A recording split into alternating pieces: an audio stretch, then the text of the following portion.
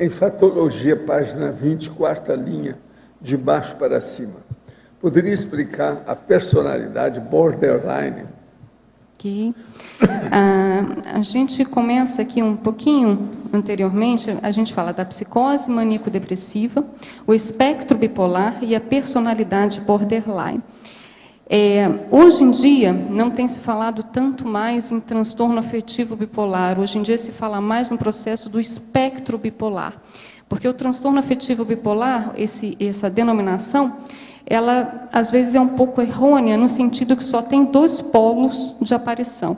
Ou vai para a mania, ou vai para a depressão. E a gente vê que tem alguns casos que a instabilidade, ela chama muito mais atenção do que a pessoa apresentar, às vezes, um polo clássico de mania. Então, dentro desse espectro bipolar, que hoje em dia é o que se chama mais atenção, existe várias categorizações. E uma delas entra o processo da personalidade borderline, que seria dentro da possibilidade do espectro bipolar. Essa personalidade borderline, ela, na verdade, é um tipo de personalidade, é um tipo de transtorno da personalidade, e ela é uma personalidade que, muitas vezes, é tudo ou nada. Quando ela se frustra, ela tem muita dificuldade de lidar com essa frustração, ela acaba tendo processo de automutilações, ela se corta, ela faz ameaças de suicídio.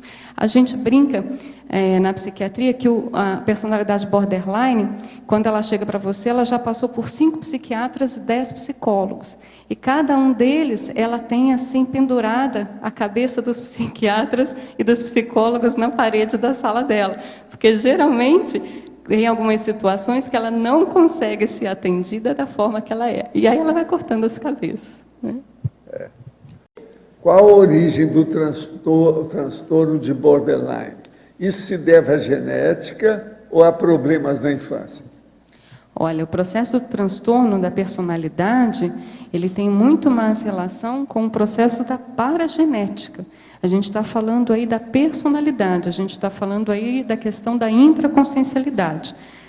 Se a gente for pensar apenas do que a visão da psiquiatria, a visão da psiquiatria ela é sempre biopsicossocial. O que seria? Bio, um processo da genética, psicológico, social, a parte dos causadores externos, fatores externos do ambiente em que ela convive. Agora, veja, a gente aqui está falando no processo dentro da conscienciologia.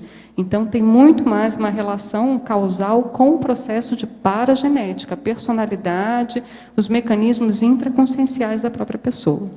Agora aqui, como identificar quando o temperamento estável é decorrente da labilidade parapsíquica ou da bipolaridade? Dá para você. É uma ótima pergunta também, né? Bem em cima. A gente até colocou aqui no sinergismo patológico, né? Na sinergismologia, página 20, tem o sinergismo patológico, temperamento instável e labilidade parapsíquica. Aí a gente volta um pouquinho naquele processo do autoconhecimento. É interessante que ontem eu estava até conversando com um amigo, ele é consciência terapeuta também, e aí ele estava conversando comigo assim, pois é, Adriana, hoje eu estava um pouco mais triste, eu achei que eu estava deprimido. Aí o que eu fiz? Fiz um estado vibracional, deixei de ficar deprimido. Eu falei assim, não era nada seu, né?